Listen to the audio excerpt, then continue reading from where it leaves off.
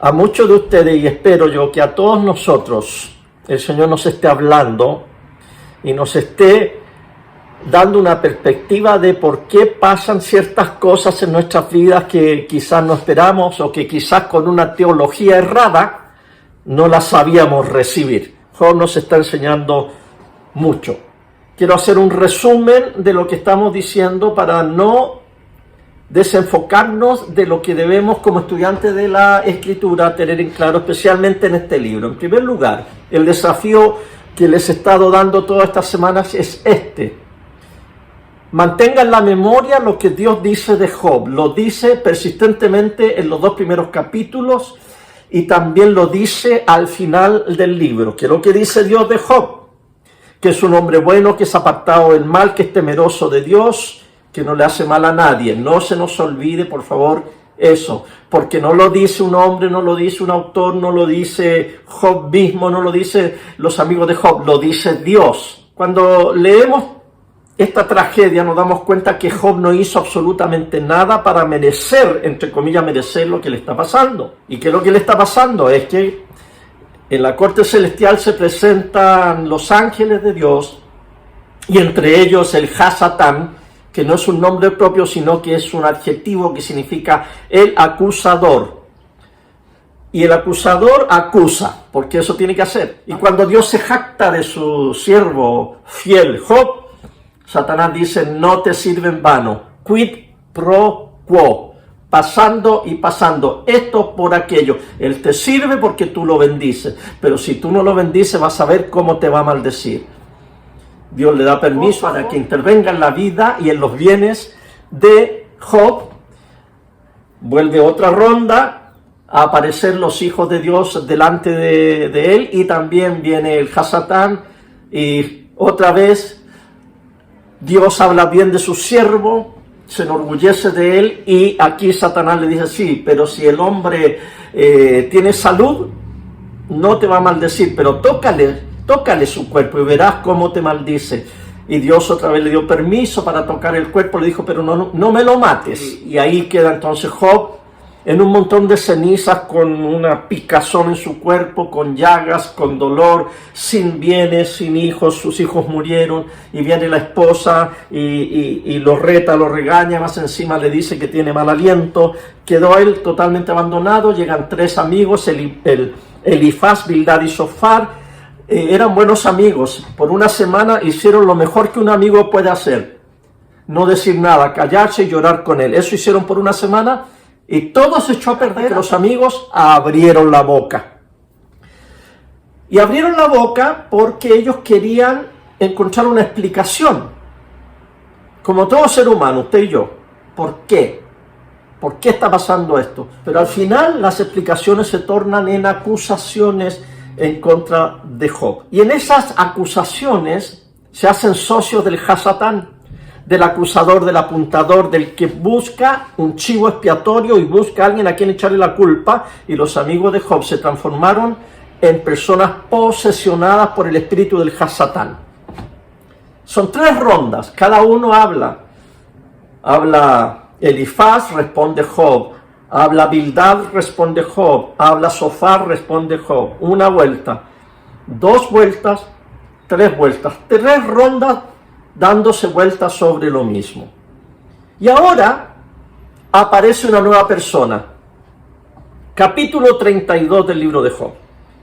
Al ver estos 3 hombres que Job se consideraba inocente, optaron por no decir más. ¿Es inocente Job? Lo es. No porque lo diga yo, no porque lo diga usted, es porque lo dice Dios.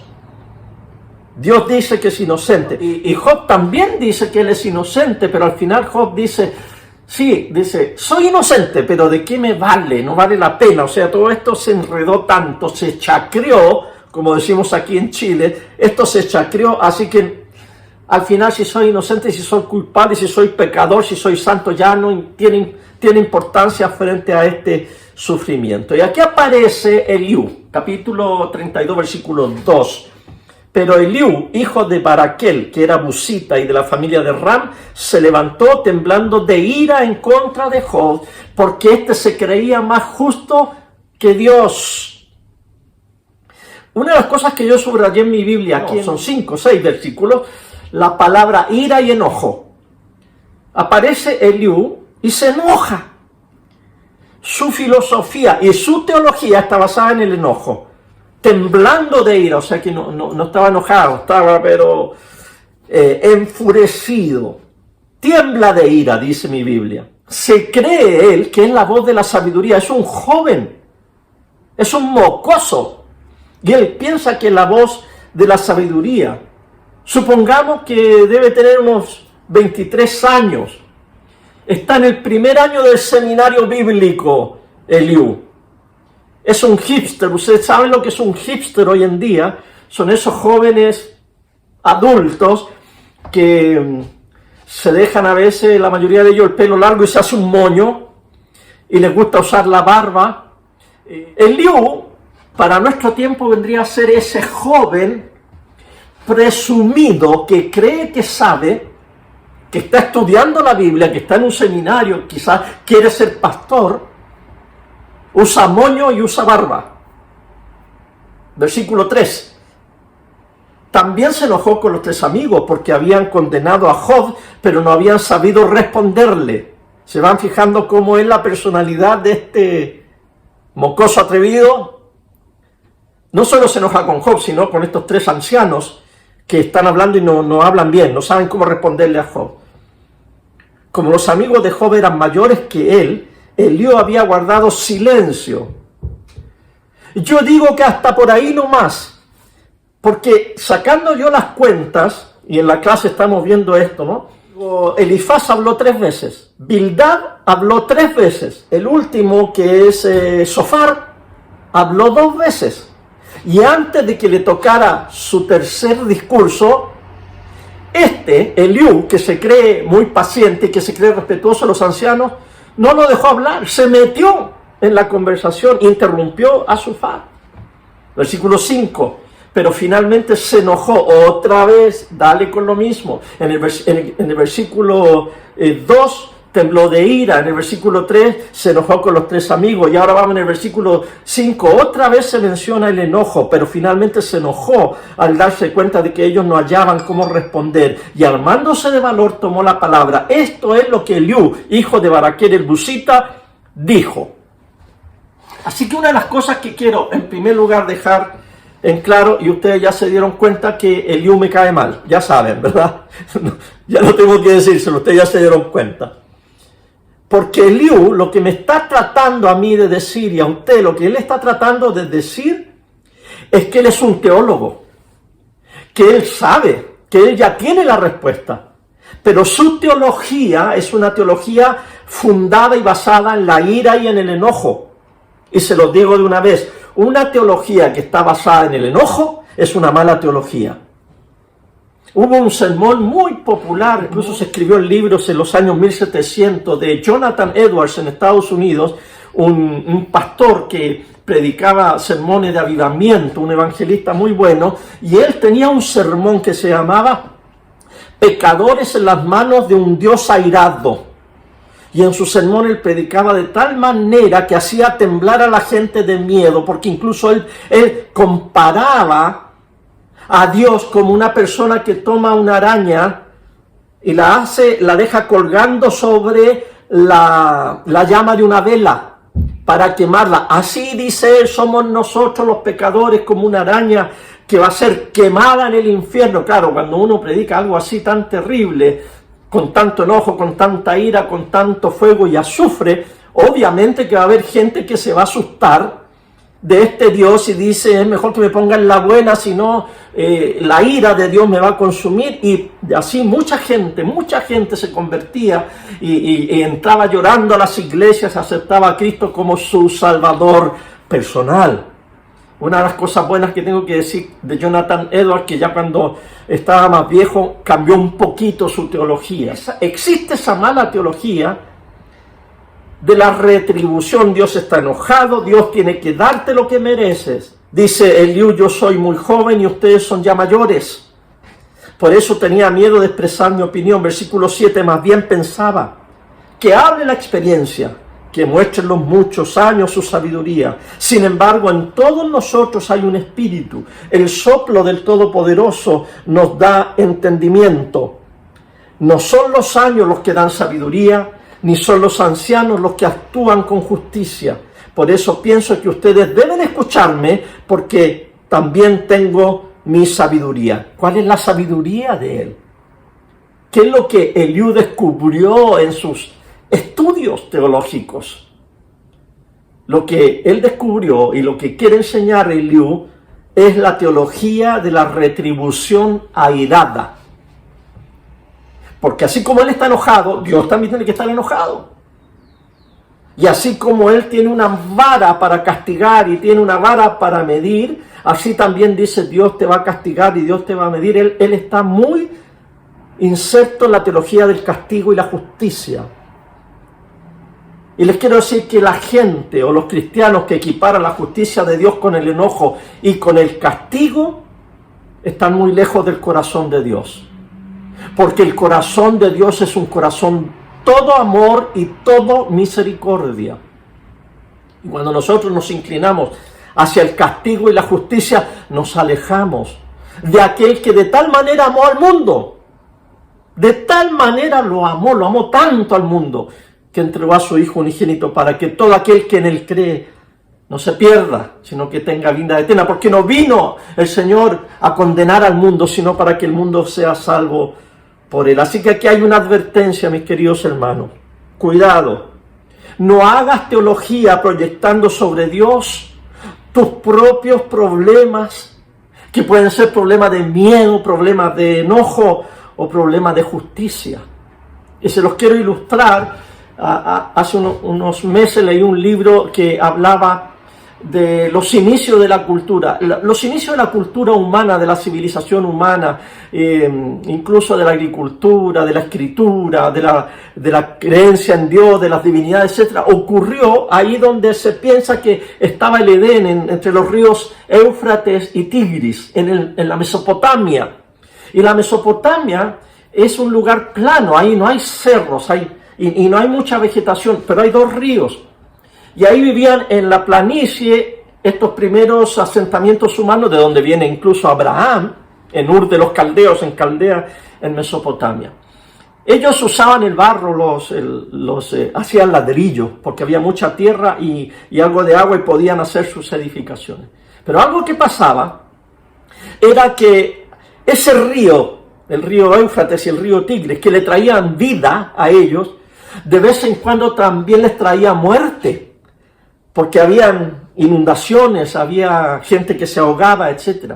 Y bueno, cuando esta gente empieza a expandirse y empiezan a ir como hacia el norte, hacia el origen de los ríos Éufrates y Tigris, se dan cuenta que allá donde comienza el río hay montañas. Entonces supusieron que allá arriba de las montañas existían los dioses. Y los dioses eran los que mandaban el agua, los dioses eran los que mandaban el río para vida, pero también eran los dioses los que mandaban las inundaciones para muerte.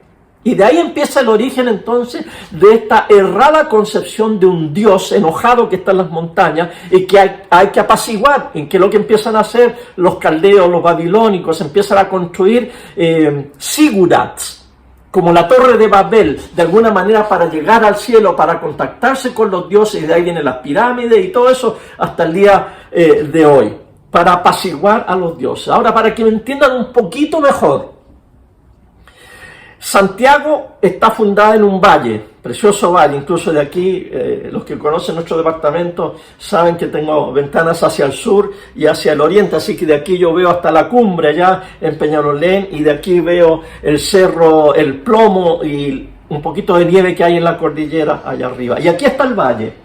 Y el río Mapocho, que viene desde el cerro El Plomo y con unas afluentes y va bajando por todo el valle de Santiago y se junta en el río Maipo y cae en el Océano Pacífico. Ese río, el río Mapocho, es río de vida, porque de ahí sacan el agua, y desde los tiempos de los incas, el agua para las chacras, para producir. Pero ese río también se desbordaba mucho y causaba muerte. Entonces, los incas, ¿qué pensaron? Este río viene de allá arriba. Allá arriba están los cerros, allá están los dioses tutelares del Valle del Mapocho. Entonces, ¿qué es lo que hay que hacer? Hay que subir, apaciguar a estos dioses para que este río no sea un río que nos perjudique, sino que nos beneficie. Así que subían, incluso allá arriba, llevaban niños que eran príncipes de los caciques de aquí del Valle del Mapocho y los ofrecían en sacrificio allí en las nieves andinas. ¿Por qué estoy relatando esto? Porque esos asuntos ancestrales que están en nuestra cultura, incluso cultura indígena o cultura occidental, pueden ser las cosas que quedan en nuestro subconsciente y que nos impiden a nosotros hoy en día realmente comprender que ese Dios que se piensa que están en estos cerros tutelares de la cordillera de los Andes, o esos dioses que pensaban los babilónicos que estaban allá en las montañas de Anatolia, y que esos dioses que están preocupados en las alturas, en la mitología griega o romana, de solo involucrarse en el dolor y en la guerra y en desquitarse y enojarse, es posible que de alguna manera eso quedó en nuestro subconsciente humano y se nos hace difícil entender que Dios es amor. Por eso que Jesucristo vino para revelar quién es Dios. Y al venir Jesucristo, hoy podemos decir que Dios es como Jesús. Que Dios siempre ha sido como Jesús, que no ha habido un momento en la historia humana que Dios no haya sido como Jesús. No todo el tiempo lo supimos, pero hoy lo sabemos, Dios es como Jesús. A algunos nos cuesta entender, a algunos nos toma años entender esto, pero no perdamos de vista esto.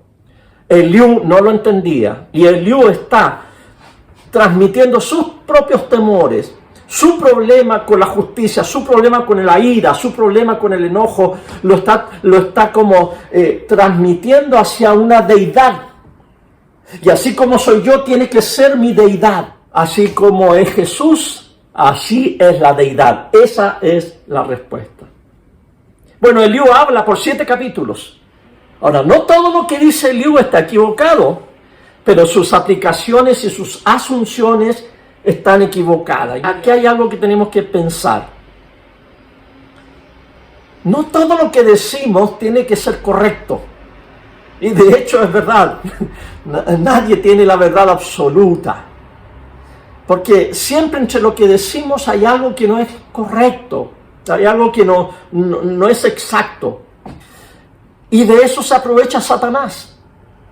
De enredarnos, de mezclar lo bueno con lo malo, de decir cosas que son verdad, pero las mezcla con cosas que son mentiras, y así pasa con Eliú. Por eso que el Espíritu Santo ha dado un don en la iglesia, que debemos buscarlo y pedirle al Señor que ese don sea practicado entre nosotros, y se llama el don de discernimiento y el otro don de sabiduría, para que podamos distinguir entre lo que es correcto y lo que es incorrecto, porque Eliú dice muchas cosas que son correctas, pero hay otras cosas que son totalmente incorrectas. Capítulo 34, versículo 7. ¿Quién puede compararse a Job, que calma su sed burlándose de todo?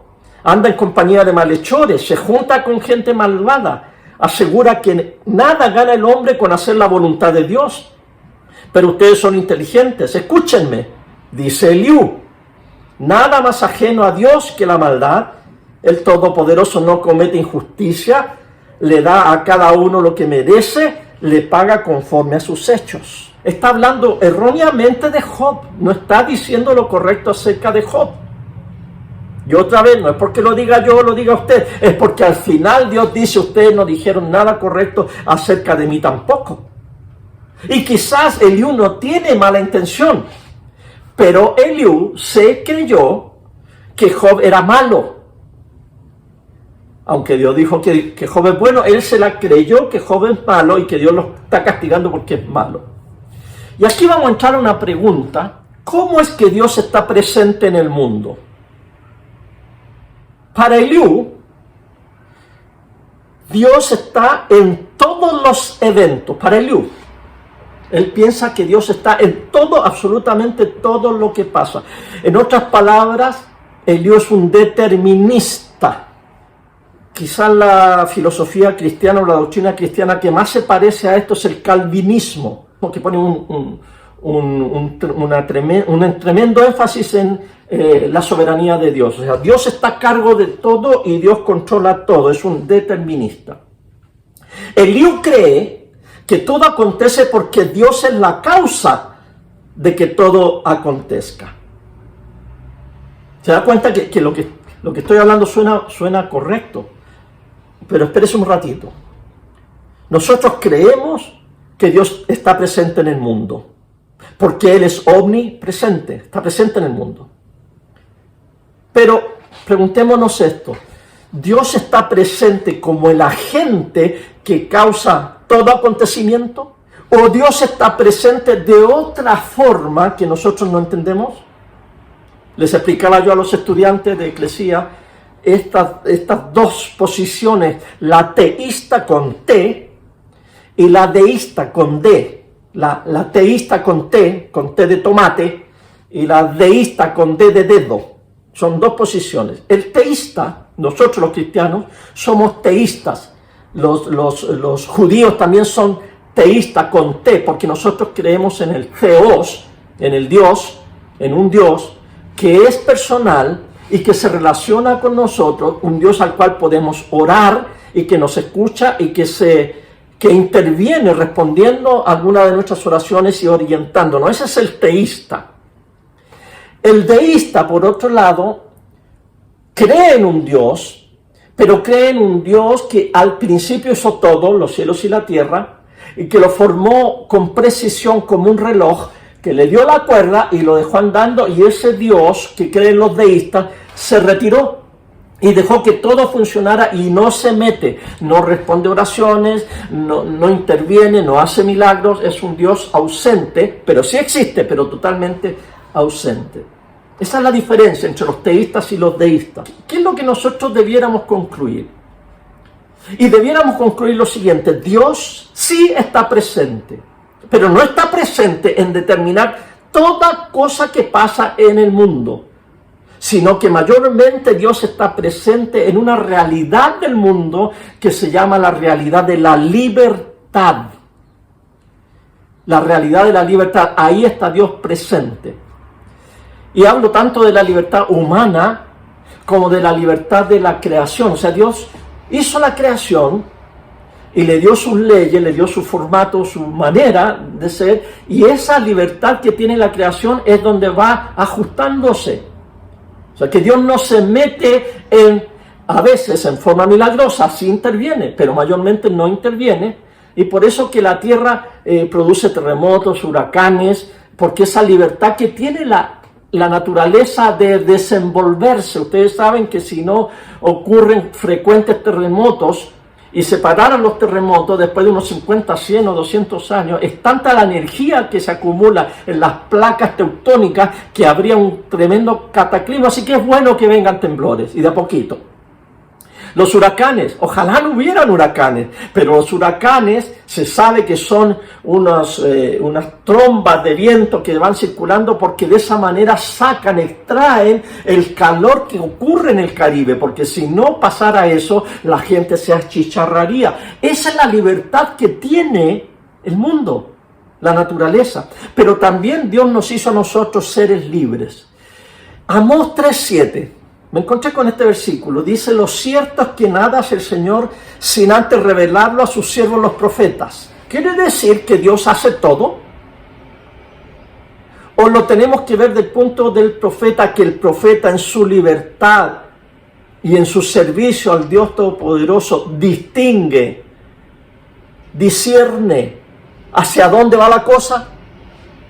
Hablé un poquito de los profetas. Los profetas son aquellas personas que tienen el Espíritu de Dios y que miran de una perspectiva más elevada. Y porque están más elevados y porque miran de más arriba, se dan cuenta para dónde va la micro.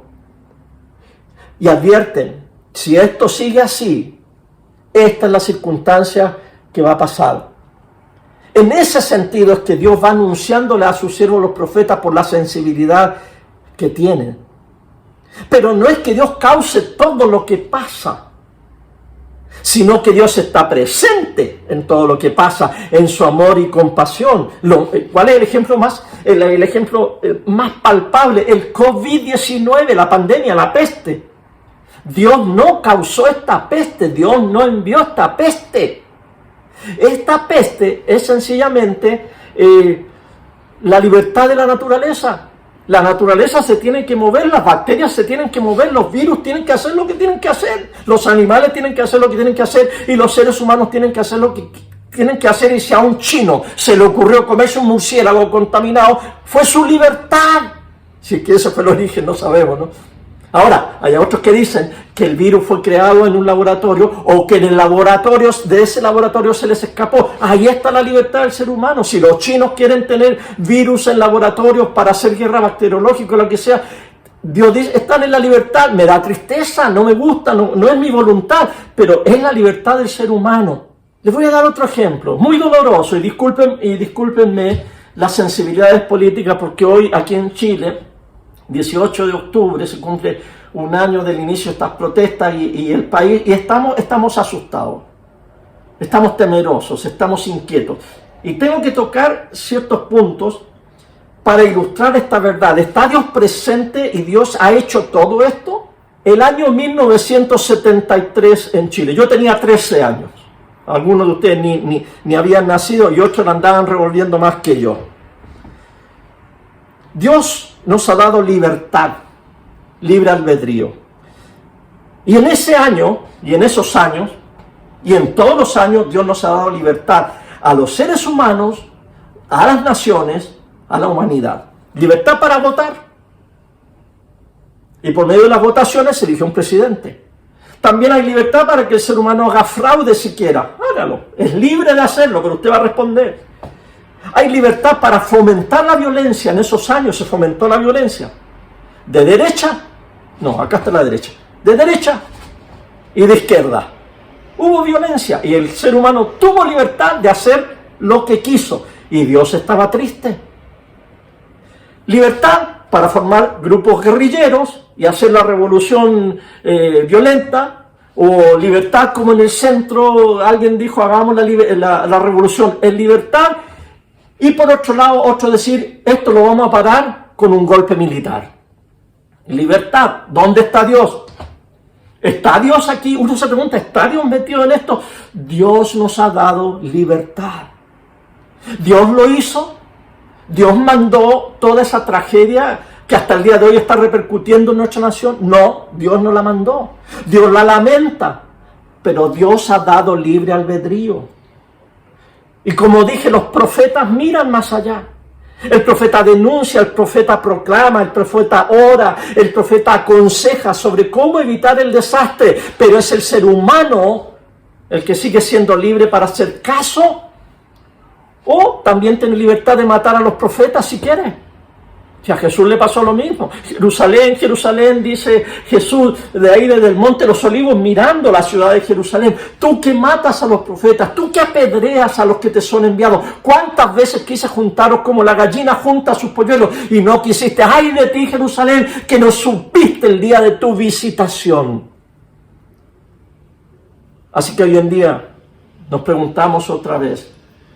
Dios mandó a los ejércitos romanos a destruir Jerusalén y a destruir el templo que hasta el día de hoy no ha sido reconstruido.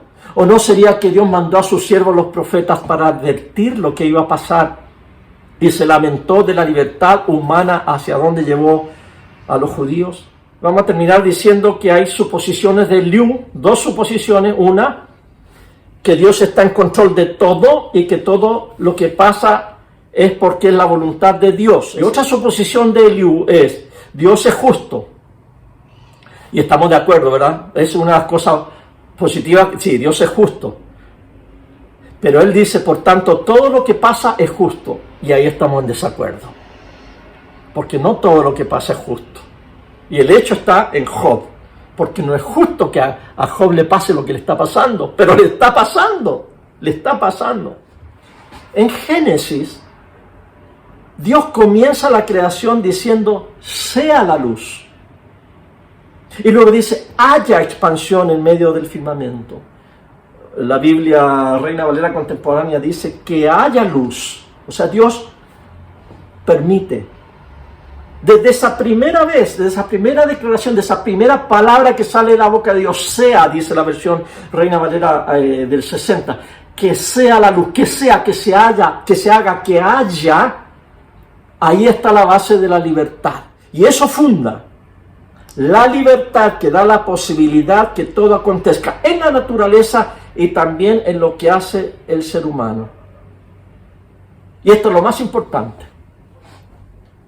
Aunque Dios no hace que todo, así, todo acontezca, aún así, Él dispone todas las cosas para el bien. Todo actúa para el bien de los que le aman. Ahí está la clave del cristiano. Dios no manda cáncer, Dios no manda COVID, Dios no manda terremotos, Dios no manda tornados, Dios no manda accidentes de tránsito, Dios no manda diabetes, Dios no manda nada de eso. Pero estamos en un mundo que produce todo eso. Dios lo permite. Y Él sufre con los que sufren y llama a sus hijos a sufrir con los que sufren. Y aún así, Dios lo dispone todo para el bien de los que le aman. Dios obra hacia el bien.